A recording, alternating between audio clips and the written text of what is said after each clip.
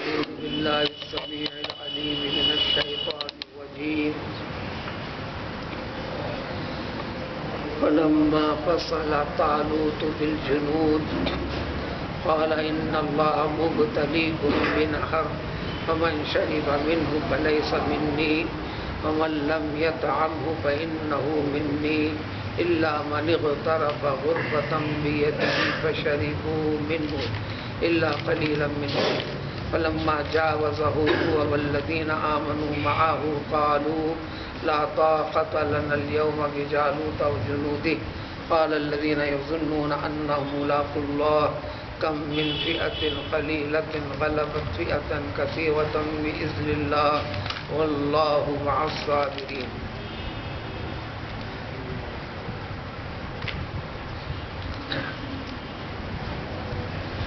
بنی اسرائیل قوم کا ایک واقعے کا ذکر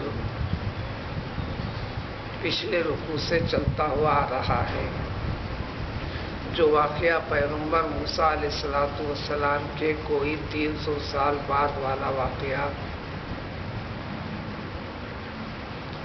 اس وقت پیغمبر حضرت شمویل علیہ السلام کا زمانہ، جس میں فلسطین کے پاس بنی اسرائیل کے اوپر مصری قوم عمالقہ نسل سے ایک ظالم جابر حکمراں تھا، جو ان کے اوپر زیادتی کیا تھا، زیادتی حد سے زیادہ، صرف اس بنیاد پر کہ وہ ایک مضبوط حکمراں ہے، طاقت کے اعتبار سے قوی تھا، مملکت چلانے کے اعتبار سے اپنی طاقت کے بل بوتے پر اطراف و اکناف کے اقوام کے اوپر ظلم و زیادتی اس کی عادت بنی ہوئی تھی۔ بنی اسرائیل کے اوپر خاص طور پر ان کے علاقے پر بھی قبضہ، بنی اسرائیل کے قوم کے لوگوں کو بھی قیدی بنا لیا تھا، گھروں سے بھی بے دخل کر دیا گیا تھا، کئی ایک مظالم جس کی تفصیل گزر چکی ہے۔ لیکن اس وقت ان کے لیے کوئی حکمران بادشاہ نام کا نہیں تھا۔ انہوں نے اپنے پیغمبر سے ایک بادشاہ کے ہونے کے لیے اللہ تعالیٰ کی طرف سے مقرر کیے جانے کی درخواست، التماس اپنے زمانے کے پیغمبر سے کی۔ پیغمبر نے پہلے تیقن حاصل کیا، دیکھو اللہ تعالیٰ بادشاہ کا تقرر فرما دے گا، اور پھر اس کے بعد جہاد کا حکم دے دے اللہ تعالیٰ، کہیں تم خلاف ورزی کرنے والے اگر ہو جاؤ گے، پھر جنگ و جہاد کے لیے نہ نکلو گے تو پھر کیسا ہوگا۔ تو انہوں نے اعتراف کیا تھا کہ معقول وجوہات ہیں جس کی بنیاد پر ہم جہاد کے لیے تیار ہیں، اس لیے کہ ہم گھروں سے بے گھر ہوئے ہیں، وطن سے بے وطن ہوئے ہیں، اولاد سے محروم ہوئے ہیں، ظلم و زیادتی کا شکار ہوئے ہیں۔ یہ سارے وجوہات بتا کر انہوں نے اعتراف کیا کہ اگر اللہ کا حکم اگر ایسا ہے تو پھر ہم برابر اپنے دشمن کے مقابلے میں لڑیں گے۔ چنانچہ اللہ تعالیٰ نے ایک شخص کو نام کے ساتھ متعین کر دیا کہ یہ تمہارا حکمران بنے گا، بادشاہ بنے گا، جو طالوت نامی۔ اس وقت ان کے قوم میں یہ غیر معروف شخص تھے طالوت، امیر کبیر بھی نہیں تھے،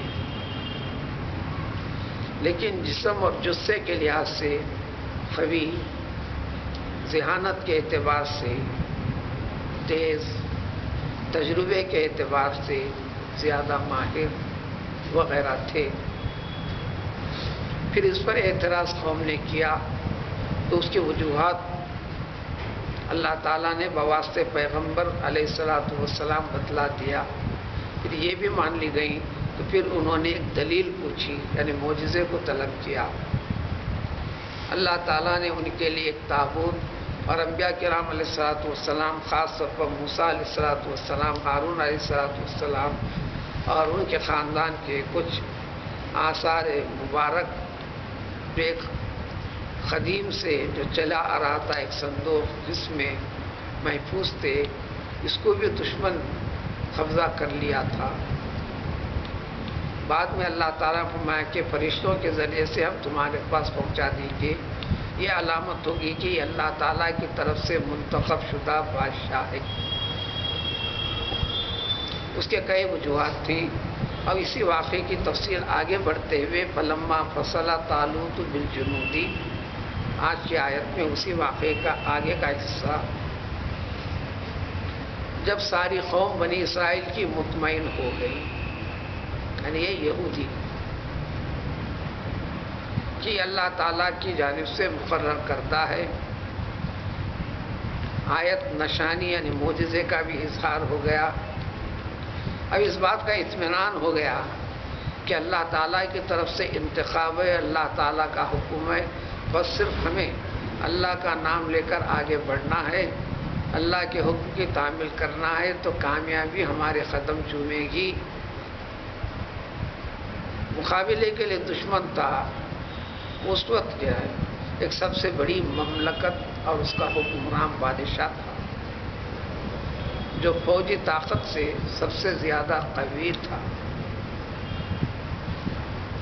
لیکن اللہ تعالیٰ کا حکم ہے تو پھر اللہ تعالیٰ کی مدد ہوگی، یہ یقین ہو گیا۔ صرف یقین کافی ہوتا ہے۔ اس واقعے کو جو ذکر کرتے ہوئے شاید آج ختم ہو یہ واقعہ، اس امت کے لیے کئی اسباب بتانا ہے۔ شاید صرف مان لینا کافی نہیں ہوتا، یقین ہونے کا اعلان کرنا کافی نہیں ہوتا۔ یہ اعلان کرنے کے بعد، مان لینے کے بعد آپ مانے ہیں یا نہیں، اس یقین کے اوپر قائم ہیں یا نہیں، کئی آزمائش کے مرحلوں سے گزرنا پڑے گا۔ اگر آزمائش کے مرحلوں سے گزرو گے تو پھر اللہ تعالیٰ کی مدد ہوگی اور اللہ تعالیٰ کے انعام کے مستحق قرار پاؤ گے۔ یہ سبق اس امت کو بتانا ہے اور کئی پہلوؤں کے ساتھ۔ پوری چیزیں پیغمبر صلی اللہ علیہ وسلم، آپ کے امتی صحابہ اور اس دین اسلام سے جڑے ہوئے مسلمانوں کے لیے ایک سبق، ایک نمونے کے کئی پہلو پیش کیے گئے۔ اسی مفہوم کو قرآن جگہ جگہ بتائے۔ سورہ قصص کی ابتدائی آیت میں ذکر فرمایا، الف لام میم احسب الناس ان یترکوا ان یقولوا آمنا وهم لا یفتنون۔ ہم مسلمان ہیں، ہم مومن ہیں، کہہ دینا کیا کافی ہو جائے گا؟ کیا یہ سمجھتے ہو کہ اس سے پوری بات ہو گئی؟ تم مسلمان ہو جانے یا مسلمان کہلانے، یہ اسلام پر باقی رہنے کا دعویٰ کرنے کے بعد کیا تم یہ سمجھو گے کہ آفات سے، بلیات سے، اللہ تعالیٰ کی طرف سے پیش کی جانے والی آزمائشوں کے مرحلوں سے تم نہیں گزرو گے؟ اس کے بغیر تو معاملے کی تکمیل ہے ہی نہیں۔ اور اسی سورہ میں پچھلے 3-4 رکوع پہلے بھی گزر چکا، ام حسبتم ان تدخلوا الجنة ولما یأتکم مثل الذین خلو من قبلکم، کیا تم یہ سمجھتے ہو کہ آسانی کے ساتھ تمہیں جنت مل جائے گی اور ساری دنیا کا چپے چپے کے اوپر تم کو غالب بنا دے گا؟ جو اللہ تعالیٰ کا اعلان ہے یوں ہی مل جائے گا۔ ساری اقوام کے اوپر تم غالب اور فاتح بن کر رہو گے تو کیا یہ چیز تم یوں ہی مل جائے گی تمہیں؟ اللہ تعالیٰ تمہیں آزمائش کے مرحلوں سے گزارے گا، ان آزمائش کے مراحلوں میں تمہیں گزرنا پڑے گا۔ اتنے سب قسم کے مصائب، حتیٰ کہ جن قوموں کو آزمایا اللہ تعالیٰ نے، اس زمانے کے رسول نے بھی یہ فرما دیا تھا، متی نصر اللہ، اللہ کا اس جیسے واقعات میں، اس جیسے حالات میں اللہ کی مدد کا وعدہ حق ہے تو پھر مدد آئے گی کب؟ تو بھی اللہ نے فرمایا کہ اور صبر کرتے چلو، الا ان نصر اللہ قریب۔ پھر یہی مفہوم سورہ آل عمران میں آئے گا، ام حسبتم ان تدخلوا الجنة ولما يعلم الله الذين جاهدوا منكم، عملی نمونے کی کیفیت تمہارے سامنے پیش ہوگی اس وقت کس قسم کی جہاد کرتے ہو، کوشش کرتے ہو، اپنی جان لگاتے ہو، مال لگاتے ہو، یا آزمائش کے مرحلے سے گزرنے کے بعد جب یقین کرو کہ تم حقیقت میں مسلمان ہو، حقیقت میں اللہ کو مانتے ہو، ایمان پر رہنا چاہتے ہو، ایمان کو باقی رکھنا چاہتے ہو۔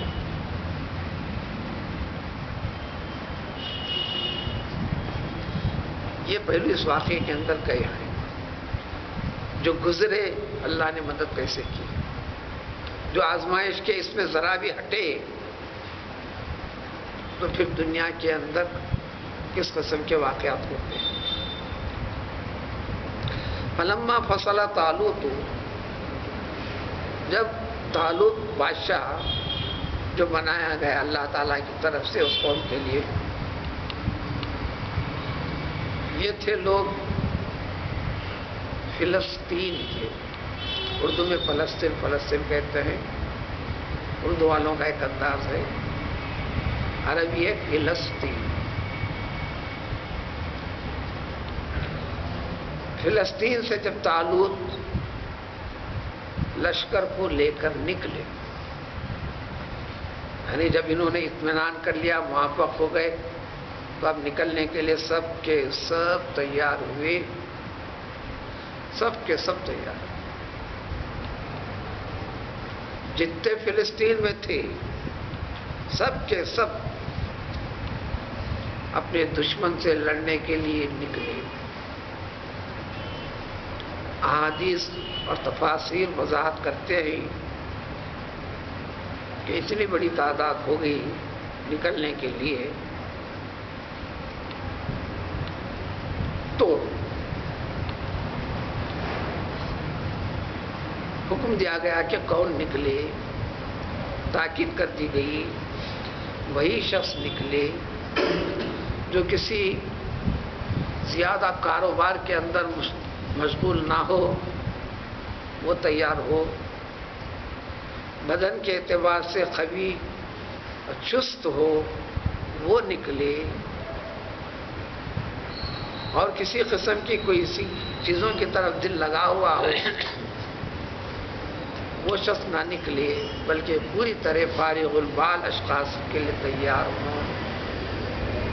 تو اس تیاری کے ساتھ ان شرائط کے بعد جو نکلے، 70 تا 80,000 کی ہی روایت زیادہ پیش ہوتی ہے، 70,000-80,000 افراد تیار ہو کر نکلے یہودی۔ اس کے بعد فرمایا طالوت نے، یا فرمایا اس زمانے کے پیغمبر نے کہ دیکھو نکل تو رہے ہو، ایک بات یاد رکھو، ان اللہ مبتلیکم بنہر، اب تمہارے سفر میں یا دشمن تک پہنچ رہے ہو تم، درمیانی سفر میں آزمائش کا مرحلہ آئے گا، اللہ تعالیٰ تمہاری آزمائش فرمائے گا ایک نہر سے۔ فلسطین سے نکلے صحرا میں، ریگستانی علاقے سے چل رہے ہیں، انتہائی گرم موسم ہے، گرما انتہائی شدید ہے، پیاس کی زیادتی ہوئی، انہوں نے مطالبہ کیا کہ ایک نہر ہو۔ پیغمبر تو تھے، اللہ تعالیٰ نے قبول کیا مطالبے کو، نہر بھی جاری فرما دی۔ لیکن اس نہر میں تمہاری آزمائش ہوگی، آزمائش یہ فمن شرب منہ فلیس منی، اس نہر سے جو بھی پانی پیے گا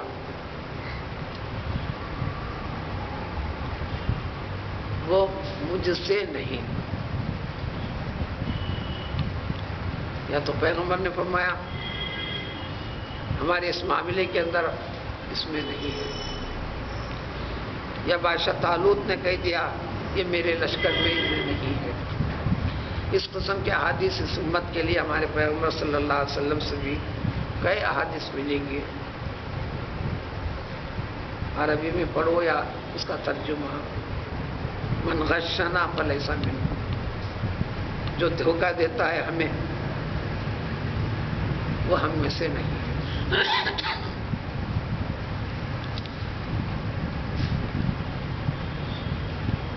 جو ہم پر نیزہ یعنی قتل کرنے کا کوئی آلہ چلاتا ہے تو ہم میں سے نہیں ہے۔ مسلمانوں کے لیے خطاب ہے۔ جو نوحہ کرتے ہوئے کپڑے پھاڑ لیتا ہے وہ ہم میں سے نہیں ہے۔ من لطم الخدود فلیس منا، جو کسی کے چہرے کے اوپر تماچا رسید کرتا ہے وہ ہم میں سے نہیں ہے۔ بس اسی انداز میں فمن شرب منہ فلیس منی، جو اس نہر سے پیے گا وہ ہم میں سے نہیں ہے۔ یعنی ایمان سے خارج نہیں ہے، ایمان سے خارج نہیں کیا۔ یہاں اس نے جو کہا تھا من شرب منا، ہم میں سے نہیں ہے، ہمارے اس لشکر میں ہمارے ساتھ رہنے والا اب نہیں ہوگا اس لشکر میں۔ اس لیے احادیث طیبہ میں اس قسم کے جتنے ہیں یہ ہمارا طریقہ نہیں ہے، یہ ہمارے اسلام کا درس نہیں ہے۔ یعنی اسلام سے تم خارج ہوئے نہیں ہو، اسلام اور اسلامیت کا رنگ پیدا کرو۔ اسلام کے تعلیمات میں سے یہ چیز نہیں ہے۔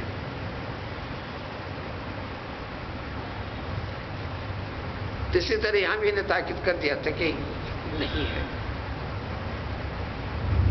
دوسری چیز، کسی بھی اہم معاملے کے اندر کسی بھی تعداد میں آپ نے اس تحریک کو چلانا چاہے، ایک معاملے کو آگے بڑھانا چاہے، پناہ کرنا چاہے خاندانی اعتبار سے معاملہ ہو یا کسی بھی اعتبار سے، قومی اعتبار سے معاملہ ہو، اس کے لیے چند افراد تیار ہو گئے، بس اتنے افراد مل گئے، ہمارے ہو گئے، یہ کہنا، یہ مان کر آگے بڑھنا غلطی ہے۔ یہ آپ کے ہو گئے، آپ کے کام کے ہیں، ان کے ساتھ آزما کر دیکھ لو واقعی یہ کام کے ہیں یا نہیں۔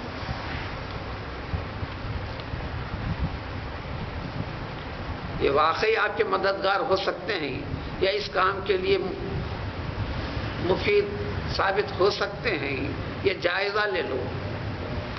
اگر اس جائزے کے اندر نکلے تو پھر ان کو ساتھ لے کر آگے بڑھانے پر وہ کام پورا ہوگا۔ ایک سبق، وَمَن لَّمْ يَطْعَمْهُ فَإِنَّهُ مِنِّي، جو اس پانی کو چکے گا بھی نہیں وہ ہم میں سے ہے۔ صورتحال صحرا ہے، ریگستان ہے، موسم انتہائی گرم ہے، پیاس کی شدت سب سے زیادہ ہے، حکم دیا گیا اس سے پینا نہیں پانی۔ نہر کا مطالبہ کیا، نہر دے دی گئی۔ پیاس شدت کی ہے، انتہائی شدید، جس کو پیاس لگتی ہے نہر ہو اب ہاتھ سے لیتا نہیں ہو، اپنا منہ لگا دیتا ہے، پینے لگتا ہے۔ اور جو نہیں چکے گا وہ مجھ سے ہے۔ پھر نہر دے دی گئی، تھوڑی رخصت بھی دے دی گئی، اجازت دے دی گئی۔ الا من اغترف غرفۃ بیدہ، منہ لگا کر پیو گے نہیں، ہاتھ بڑھاؤ گے، 2 ہاتھ بھی نہیں، 1 ہاتھ بڑھاؤ گے، غرفۃ، ہتھیلی میں جتنا پانی آیا بس اتنا پانی پیو گے۔ اس قسم کی آزمائش اس امت کے لیے تو بیسوں سہولتیں رحمت للعالمین صلی اللہ علیہ وسلم کے صدقے میں اس دین اسلام کو بہت آسانیوں کے ساتھ دیا گیا ہے۔ کہ بنی اسرائیل کے لیے تو پابندیاں انتہائی سخت قسم کی تھی، کپڑے کو نجاست لگنے پر کپڑا کاٹ کر پھینکنا کپڑے کی پاکی تھی. بدن کو نجاست لگنے پر پانی سے دھونا کافی نہیں تھا، اٹھتے چمڑے کے حصے کو گھس کے کھروچنا. پھر استثناء بھی نہیں تھا کہ میں فلاں مرض میں ہوں، فلاں مرض میں.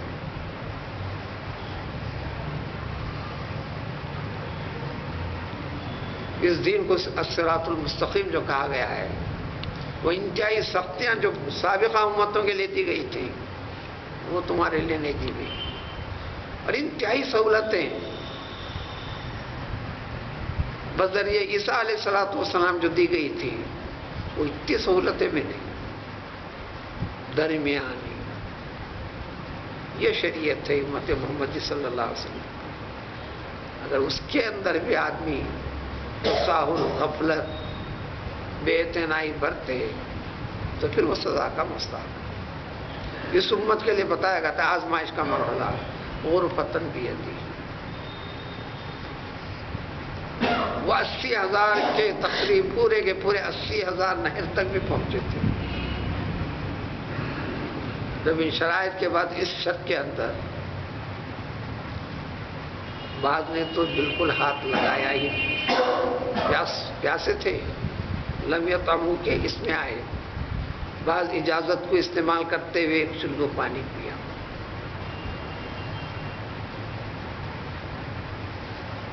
چھہتر ہزار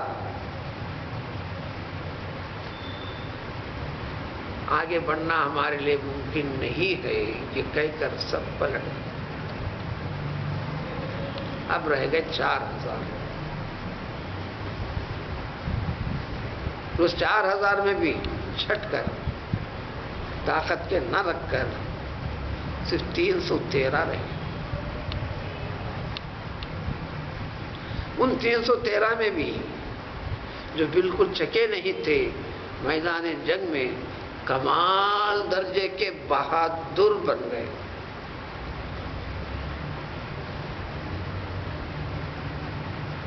دنیا کے تقاضے، پیٹ میں کچھ ہو، گاڑی میں پیٹرول ہو تو آگے بڑھے گی،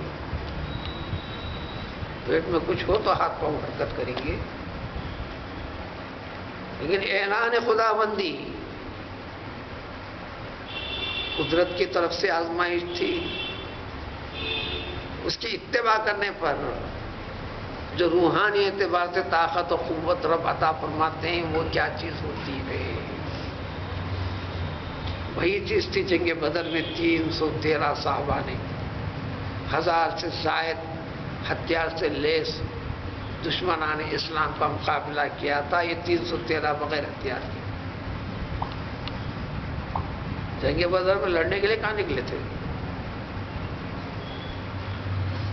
مدینے میں آنے کے بعد، اسلام کی طاقت ملنے کے بعد جتنی جنگیں ہوئی، چھیڑ چھاڑ مسلمانوں نے کی.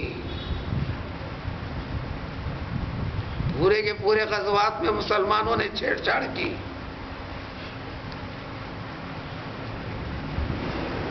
لڑنے پر آنے کے لیے مجبور کیا. ملک شام سے تجارت والا قافلہ آ رہا تھا. اب چھیڑ خانی یہ یوں بھی حکم دیا گیا وہ تاجر قافلے کا راستہ روکو، لڑو مارو لوٹو یہ نہیں، صرف ان کا راستہ روکو، آگے بڑھنے نہ دو. جب یہ جو نکلے تھے 313 اس کو روکنے کے لیے نکلے تھے. چھوٹا سا تجارت کر کے لوٹ رہا تھا قافلہ. اس مقام تک پہنچے تک اللہ تعالیٰ اس قافلے کو آگے بڑھا دیا اور راستہ بدل کر نکل گئی. یہ راستہ روکنے کے لیے ان کے جانے کی خبر مکے میں پہنچی. وہ 1000 سے زیادہ ہتھیار لے کر لڑنے کے ارادے سے نکلے. نہ ان کو یہ قافلہ ملا. بدر کے میدان کے بعد بہت بھیڑ ہو گئی. پھر احکام جاری کر دیے لڑنے کے. وہی تفصیل ہے. فشربوا منہ، جتنے نکلے تھے پورے شرائط کے ساتھ چن کر منتخب کر کر بڑی تعداد میں لے کر نکلنے کے بعد بھی اب کام صرف عدد کافی نہیں، اس میں کام کے کتنے ہیں، امتحان لیا اللہ تعالیٰ نے۔ جو کامیاب ہوئے فشربوا منہ، سب کے سب پیے، الا قلیلا منہم، بالکل تھوڑے سے نہیں، تھوڑے سے شرائط کے ساتھ باقی رہے، جو تھوڑے تھے ان کو لے کر نکلے۔ فلما جاوزہ، ہوا یہ طالوت والذین آمنوا معہ، اور جتنے مومنین تھے سب کے سب مل کر اس نہر کو پار کیے، پار کر کر آگے بڑھنا ہوا۔ جب نہر کو پار کرنے والے تھوڑے تھے، وہ جو نہیں تھے انہوں نے تو کہہ دیا کہ لا طاقت لنا اليوم، آج ہمارے پاس کوئی طاقت اگر ہم بے بس رہے۔ وہ جابر قسم کے حکمران سے اور اس کی جابر قسم کی فوج سے ہمارے پاس لڑنے کی کوئی طاقت وقت نہیں ہے، وہ واپس ہو گئے۔ لیکن وہ لوگ جو پانی ایک گھونٹ چلو لیا تھا یا بالکل نہیں پیے تھے، یظنون، ان کے اوپر ایمان کامل یقین رکھ سکتے تھے، انہم ملاق اللہ، بس اس جہاد کے ذریعے سے ہماری اللہ تعالیٰ سے ملاقات ہے اور اللہ کا وعدہ حق ہے۔ یہ تھوڑی سی تعداد آپس میں ایک دوسرے کو کہتے ترغیب دی، کم من فئۃ قلیلۃ غلبت فئۃ کثیرۃ باذن اللہ۔ جی ایسا کئی مرتبہ ہوا ہے دنیا میں، تھوڑی جماعت یعنی چھوٹی جماعت، بڑی بڑی جماعت کثیر افراد کے ساتھ لڑائی میں کامیابی حاصل کی ہیں باذن اللہ، اللہ کے اذن سے، اللہ کی مدد سے، اللہ کے حکم سے۔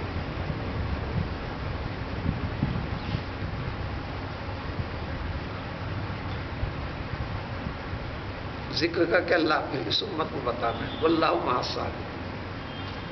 یقیناً ایسی مشقت دشواریوں والی چیز میں جو صابر ہوتا ہے اللہ تعالیٰ ان کے ساتھ ہوتے ہیں، یعنی اللہ کی مدد ساتھ ہوتی ہے۔ ولما برزوا لجالوت جنودہ، دشمن کے علاقے تک پہنچ گئے، بڑی حکومت کے سرحد کو پار کر کر اس دشمن سے لڑنے کے لیے آگے بڑھ گئے۔ جب یہ پوری طرح میدان میں پھیل گئے، نکل گئے جالوت کے لیے، اس کے لشکر کے لیے، اللہ سے دعا کی سب سے پہلے۔ جنگ بدر کی بھی تفصیل پڑھی ہے۔ سب جمع ہونے کے بعد رات بھر نبی کریم صلی اللہ علیہ وسلم روتے گڑ گڑاتے ہوئے دعا فرمائی۔ سابقہ گزرے ہوئے انبیاء میں سے ایک نبی کا بھی قصہ، یعنی تمام انبیاء کرام علیہ الصلوۃ والسلام و تمام نیک اور صالح اللہ پر ایمان یقین رکھنے والوں کا طریقہ کار یہی رہا ہے جو اس امت کے ہر فرد کو بتانا ہے۔ جب بھی مصیبت آتی ہو، بلا آتی ہو، مشقتیں آتی ہوں، تو صبر کرنا، اللہ سے دعا کرنا اور اس کے دفاع کے لیے اب کوشش اس کے بعد کرنا، ہمت نہیں ہو، اس لیے کہ لائی ہوئی چیز تمہارے رب کی طرف سے، تمہارا دعویٰ کہ تم اپنے رب کو مانتے ہو، اور رب کا اعلان کہ جو مجھ کو مانتا ہے، یقین رکھتا ہے، میں پوری کائنات کے حوالے کرتا ہوں، بلکہ میں اس کا ہو جاتا ہوں۔ من کان للہ کان اللہ لہ، جو اللہ کا ہوتا ہے اللہ اس کا ہو جاتا ہے، یعنی ساری قدرت کائنات کی ہر چیز اس کے تابع ہو جاتی ہے، تب وہ معجزوں کا سمجھنا بھی آسان ہو جاتا ہے۔ درخت کو اشارہ کیے تو آتا ہے، پتھر کو اشارہ کرے تو آتا ہے، انگلی کو اشارہ کیے تو پانی کی پوری ضرورت کی تکمیل کرتا ہے۔ تمام معجزات نبی صلی اللہ علیہ وسلم بھی اب سمجھ میں آ جانے لگتے ہیں۔ انہوں نے دعا فرمائی اے ہمارے رب افرغ علینا صبر، ہمیں صبر عطا فرما کے بجائے فرمایا بے حد و انتہا صبر ہمارے اوپر انگریز دے، اس لیے کہ معاملہ بڑا سخت ہے۔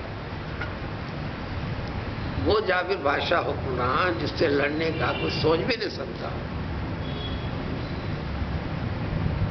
اب اللہ کے حکم کی تعمیل میں ہم نکلے ہیں، عین وقت پہ ہم بزدل بننے نہ پائیں۔ وثبت اقدامنا، ہمارے قدموں کو جما دے کافر قوم کے مقابلے میں، ہمیں کامیاب کر دے، مدد فرما تو ہماری۔ اس دعا کے بعد وَهَزَمُوهُ نتیجہ ذکر کرتے ہیں، چنانچہ انہوں نے شکست دے دی۔ وہی شکست ان کا کارنامہ نہیں، بِإِذْنِ اللہ، سب کچھ اللہ کا۔ یہ سب کچھ کے بعد پھر اللہ تعالیٰ کو جیسا سمجھنا ہے، حاصل ناصل جاننا ہے،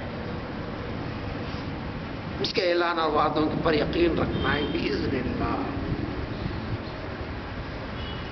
اللہ کے فضل سے، اللہ کے حکم سے، یعنی جو اللہ کی مدد سے۔ تھوڑی سی تفسیر میں صفحات کے صفحات بھرے ہوئے ہیں، کیا کیا ہوا، کس قسم کا ہوا، وہ ساری تفسیر میں ہم نہیں جا رہے ہیں۔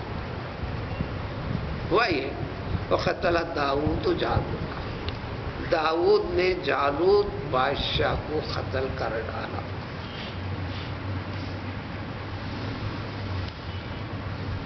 یہ لڑکا ہے داؤد، بعد میں پیغمبر بن رہے داؤد علیہ السلام، یہی ہے۔ اس لڑائی کے وقت پر لڑکا ہے۔ داؤد کے پورے بھائی بھی اس جنگ میں شریک تھے، تعداد داؤد کو ملا کر 13 تھی، 13 بھائی تھے۔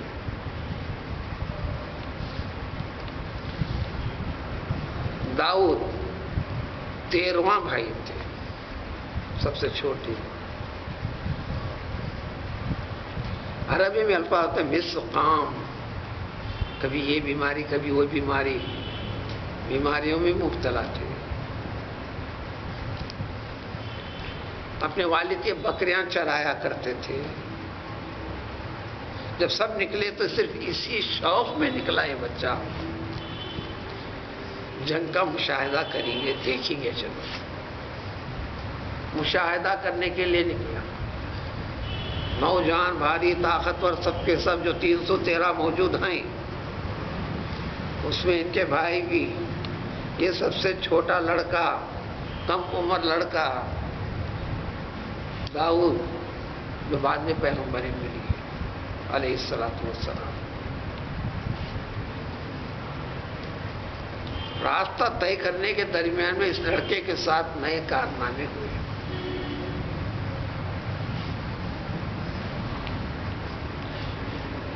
ایک جگہ رستے میں سے گزرے، ایک پتھر کے پاس سے، پتھر میں سے آواز آئی اس لڑکے کے لیے۔ پیغمبر صلی اللہ علیہ وسلم تشریف فرما ہوتے تھے، صحابہ کی جماعت ہوتی تھی، گفتگو ہوتے ہوتے اچانک خاموش بیٹھ جاتے ہیں، کسی کی طرف توجہ بھی نہیں۔ کچھ دور کے بعد پھر جیسا ہوش میں آئے، جیسا فرماتے کہ جبریل ابھی آئے تھے، یہ فرمائے، یہ فرمائے، یہ فرمائے، یہ فرمائے، یہ حکم نازل ہو۔ جبریل موجود ہے، سنا رہے ہیں، پیغمبر صلی اللہ علیہ وسلم سن رہے ہیں، اطراف اپنے آپ والے کو کوئی نہ آواز وغیرہ نہیں، بس اسی قسم کی کیفیت تھی۔ پتھر نے کہا اے لڑکے یہ پتھر لے لے، یہ پتھر اپنے ساتھ رکھ، اس پتھر سے تو دشمن کو ختم کرے گا۔ پھر آگے بڑھے اور ایک پتھر کو اٹھا کر اپنی تھیلی میں ڈال دیا، اس سے بھی ایسے جملہ 3 پتھر ملے۔ اور اس بچے کا ایک شوق بھی تھا، پتھر پھینکنا کرنا، ایک منجنیق ہوتا ہے جس میں پتھر رکھ کے گول پھرا کے پھینک کے مارتے ہیں. اس میں مہارت بھی ہوگی تھی بچے کو. کسی کئی چیزوں کا شکار بھی کر لیتے تھے، کرتے تھے. بکرے بھی چراتے تھے، جنگل میں رہتے تھے. ایک شوق بھی تھا، پھینک کے مارتے تھے. وہ تینوں پتھر رکھ لیے، آگے بڑھے.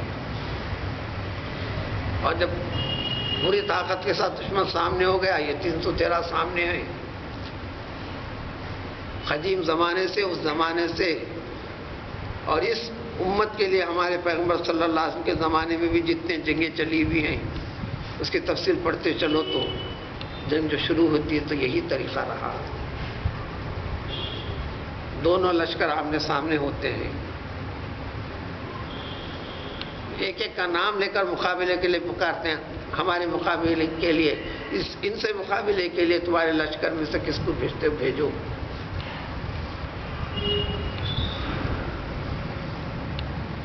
یہ لشکر والے ایک کا انتخاب کرتے ہیں، وہ لشکر والے ایک کا انتخاب کرتے ہیں، پھر آمنا سامنا ہوتا لڑتا.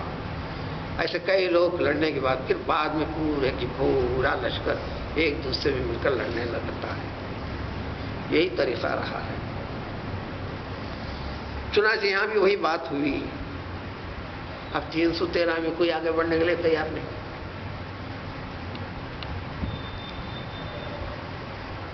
طالوت کہتے ہیں کہ کون بڑھے گا، فلاں فلاں. کئی کو اشارہ کہ تم چلو تم چلو. آگے بڑھنے کے لیے ابھی ہمت نہیں ہوتی ہے. اور وہ دشمن ہے جالوت، بلند آواز کے ساتھ اور زور زور سے چیختے چلتا ہے. تو طالوت نے کہا اس پورے لشکر کے اندر سے کوئی ہے آگے بڑھنے والا، پہل کرنے والا. لڑنا تو سب کو ہے ہی، لیکن جنگ کی ابتدا کے طریقے تھے وہ. ساتھ ہی ساتھ اعلان بھی، انعام کا اعلان بھی کر دیا. جو لڑے گا میں اپنی بیٹی کو اس کے ساتھ شادی کر دوں گا.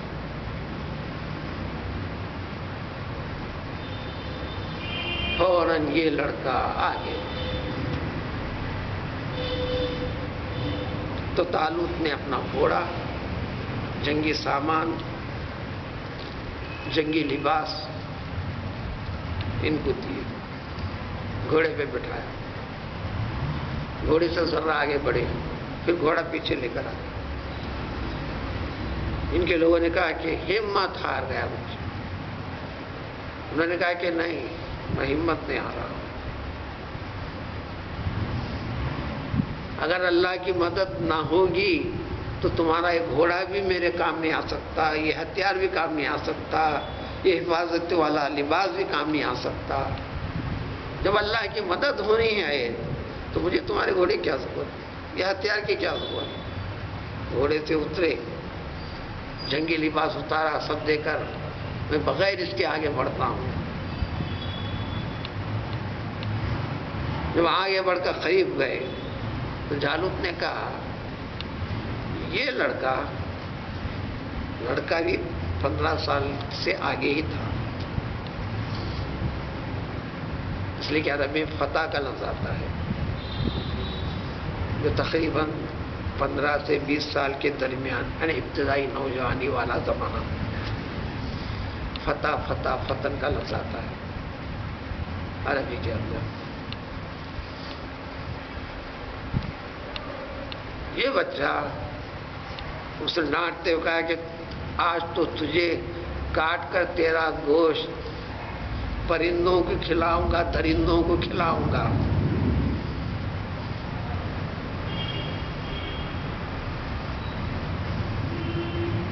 یہ سننے کے بعد یہ اپنا تھیلی میں جو پتھر رکھ لیتے پتھر نکال کر اس میں رکھنے لگے. جالوت کہا یہ تو کتوں کو ڈرانے کے لیے کرتے ہیں بچے. تو داؤد نے کہا تو کتے سے بھی بدتر ہے، اسی لیے میں یہ لایا.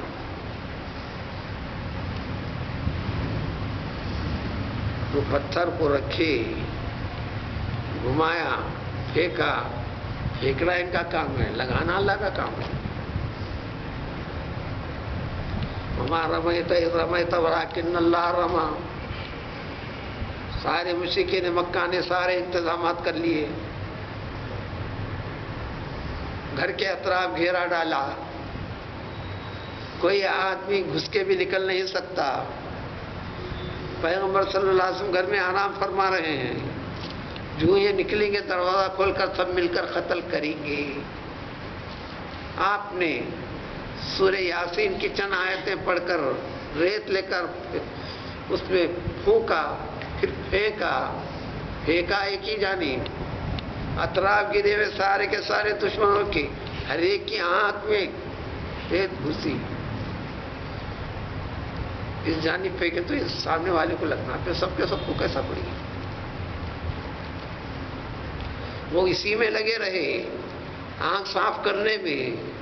نبی کریم صلی اللہ علیہ وسلم دروازہ کھولے، اطمینان سے سب کو ہٹاتے ہوئے راستہ بنایا اور نکلے، پھر ہجرت کرنے کے لیے چل پڑے. 9ویں پارے میں تفصیل آئے گی، وما رمیت اذ رمیت ولکن اللہ رما. اے محمد سمجھ لو تم پھینکے نہیں، وہ پھینکے ہم تھے. اللہ نے پھینکا ولکن اللہ. تو یہ بھی جو پتھر پھینکے اللہ نے پھینکا، لگایا اللہ تعالیٰ نے.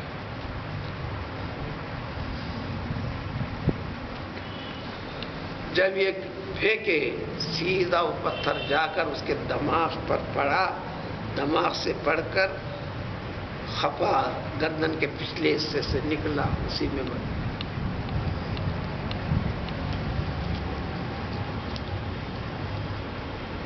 جب بادشاہ مر گیا، اب فوج کہاں سے رہتی ہے؟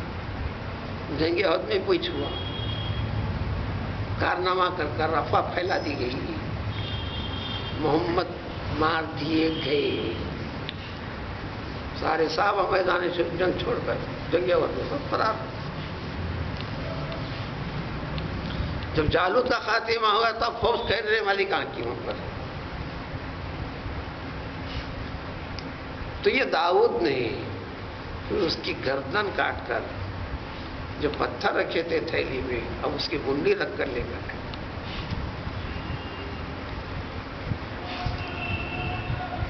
آ کے مطالبہ کیا انعام. اب ذرہ نیت میں بادشاہ کی ذرہ کھوٹ آیا. اس نے کہا تم جانتے ہو بادشاہوں کی بیٹیوں کا مہر ناقابل اندازہ ہوتا ہے، بہت بڑا بھاری ہوتا ہے. تم اتنا مہر کیسا دو گے؟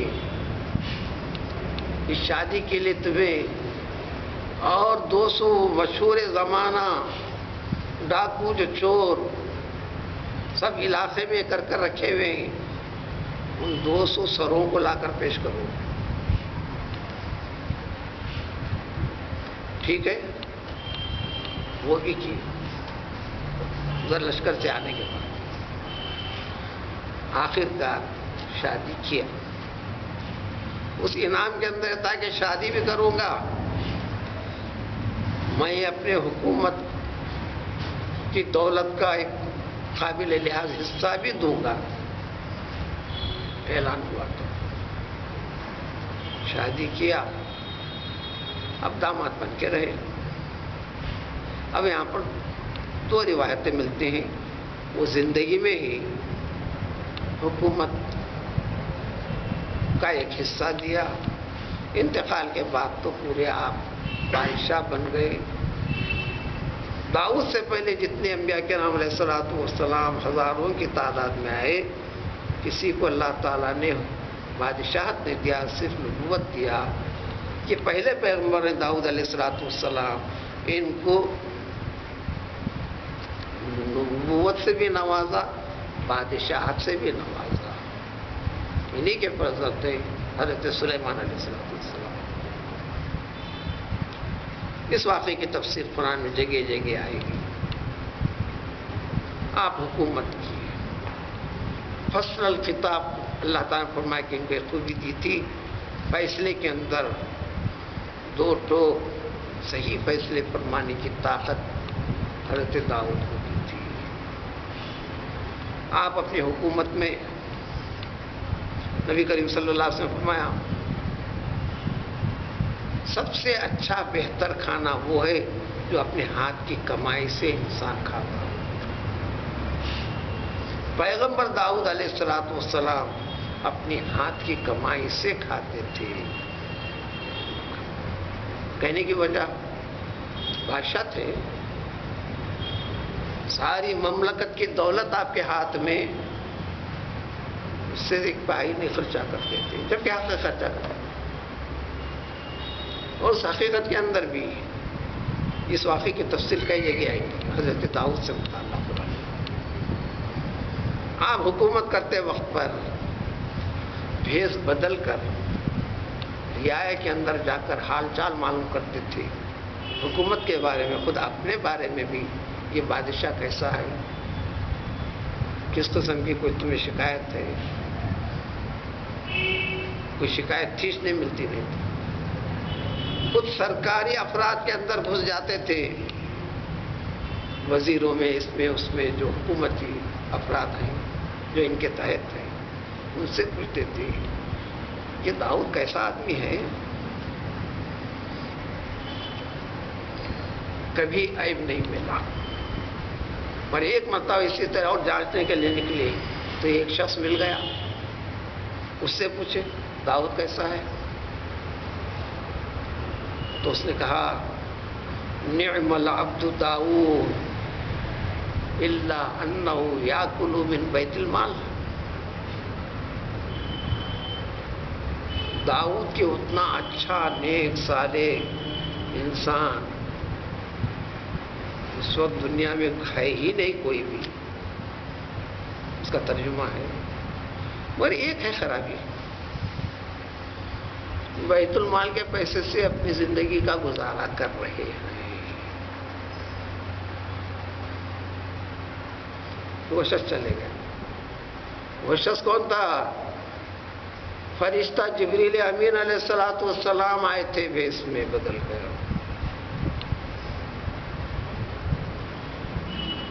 اشارہ رب العزت کی طرف سے،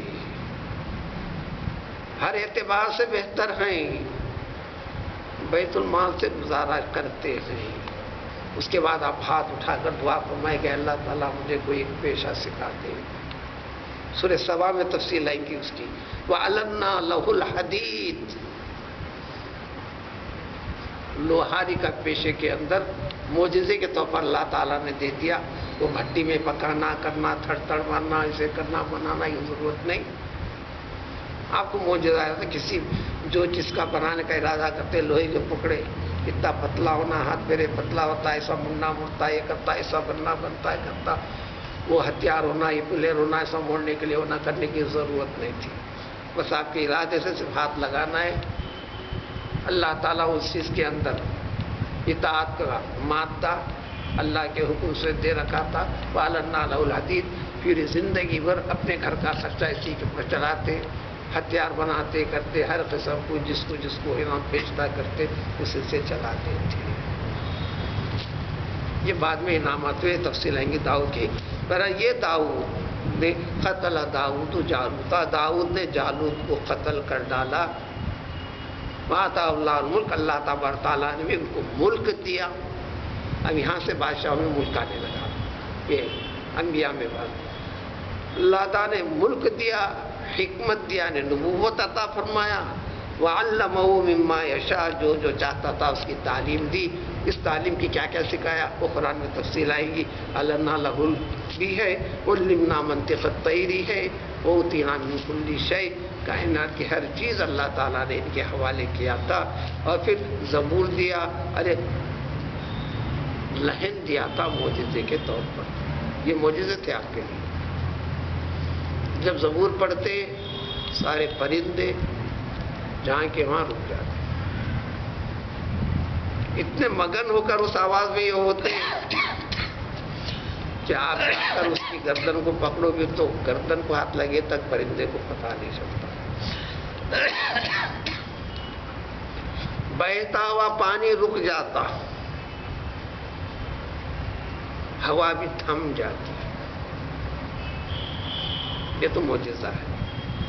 اب دوسری کہاوتیں اگر پڑھیں گے آپ زیادہ معلومات کے لیے، موسیقی کے اندر ایک جان ہے ضرور، لیکن اس کا زور آج کی پوری دنیا میں کہیں نہیں ملتا، جبکہ پوری دنیا موسیقی کے اندر مبتلا ہے. بہتے ہوئے پانی کو روکنے کی طاقت اس میں ہے، اگر وہ ہے تو. لہن ایک چیز ہے. حضرت ابی ابن کعب رضی اللہ تعالیٰ عنہ جب قرآن پڑھتے تو کچھ ایسا ہی ہوتا تھا. ابر بالکل صاف سخت گرما، آپ جب تلاوت کرتے تو بعض ایک دم ابر آ جاتا تھا، ابر کا ٹکڑا آ جاتا تھا. حضور صلی اللہ علیہ وسلم نے فرمایا رحمت ہے. آپ اپنے گھر میں قرآن پڑھ رہے ہیں، نبی کریم صلی اللہ علیہ وسلم کا گھر کے سامنے سے گزر ہوا، نہ کھٹکا مارا نہ کچھ، راستے میں رکے قرآن سنتے ہوئے. ابی ابن کعب سے جب ابی ابن کعب آپ کے اس میں آئے تو فرمائے، مجھے تعریف کی. انہوں نے کہا کہ صلی اللہ علیہ وسلم میں یوں ہی عام طریقے سے پڑھ رہا تھا، اگر مجھے ذرا پتہ چلتا کہ آپ سماعت فرما رہے ہیں اور پورے اہتمام سے اور اچھی طرح سے پڑھ سکتا تھا. تو حضرت داؤد علیہ السلام لہن داؤدی مشہور و معروف ہے. اور پھر پوری زبور کی تلاوت کے اندر بھی 150 سوروں کے اوپر مشتمل زبور تھی. 150 سوروں کے اوپر مشتمل اللہ کی مقدس کتاب زبور تھی. آپ اس کو جب پڑھتے تھے منٹوں میں ہوتی تھی. گھر سے نکل کر سواری پہ بیٹھے تک پوری پڑھ لیتے تھے. یہ کوئی دشوار چیز نہیں ہے. اسی واقعات ایسے یہ قدرت کا یہ ہوتا ہے. تو اللہ تعالیٰ یہاں سے اشارہ ہے، اس کی تفسیر قرآن میں آئے گی. یہاں اشارہ ہے اس لیے اس کا اشارہ دینا پڑا. اللہ نے ملک دیا، نبوت دیا، اور جو جو سکھانا چاہتا تھا وہ سکھایا. اللہ تعالیٰ جس کو چاہتے دیتے ہیں. تو گئے اللہ کی عطا ہوتی ہے، طلب کرنا اللہ سے. وَلَوْلَا دَفْعُ اللَّهِ النَّاسَ بَعْضَهُم بِبَعْضٍ، بات ختم. ظلم و زیادتی اتنا زیادہ ہو کر دنیا کے ایک حصے میں چل رہا تھا. اس وقت اچانک زمانے دراز سے چلنے والا انسانوں کے اندر یہ ہوگا کہ اس بل بوتے کے اوپر اب انہی کی حکومت چلے گی، ایسے ہی چلے گی، اور انہی کے تحت سب کو دب کر رہنا پڑے گا. جو آج بھی کئی حکومتیں کرتی ہیں جو انسان کو نزیہ ہونے لگتا ہے، یہ خیال باطل ہے. انتظامات قدرت کے ہوتے ہیں. تو یہ چند 313 کی بنیاد پر اب وہ دشمن کا خاتمہ کر کر دنیا کا نقشہ بدل دیا.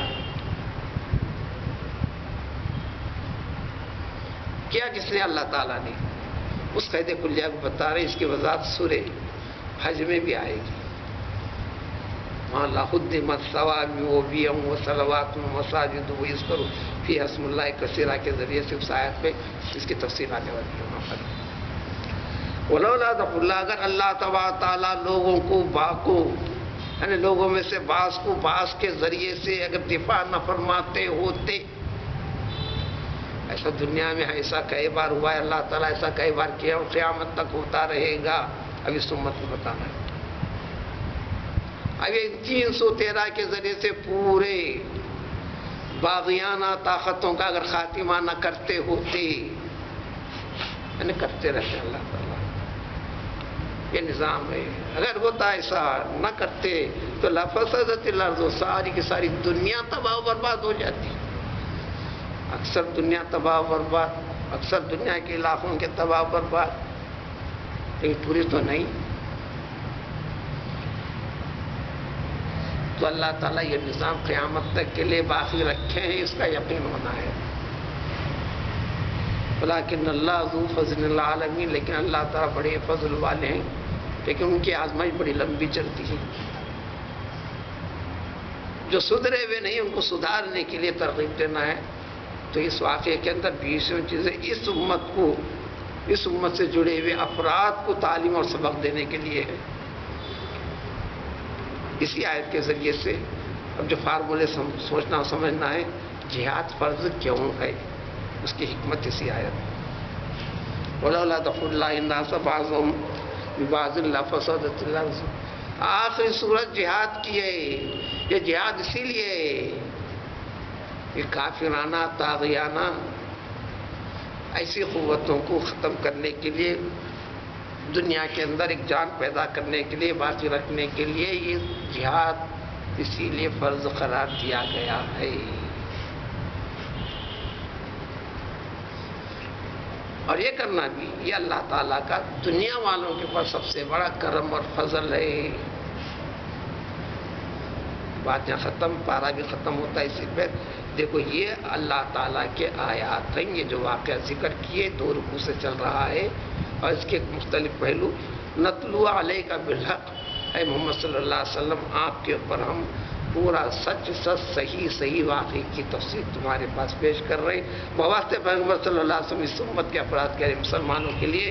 دیکھو پورا سچا واقعہ، فیصلے خدا بندی، تقدیر خدا بندی، حکمت خدا بندی کی چیزیں تمہارے پاس بھیج رہی۔ اب اس پر یقین رکھو۔ وَإِنَّكَ لَمِنَ الْمُرْسَلِينَ۔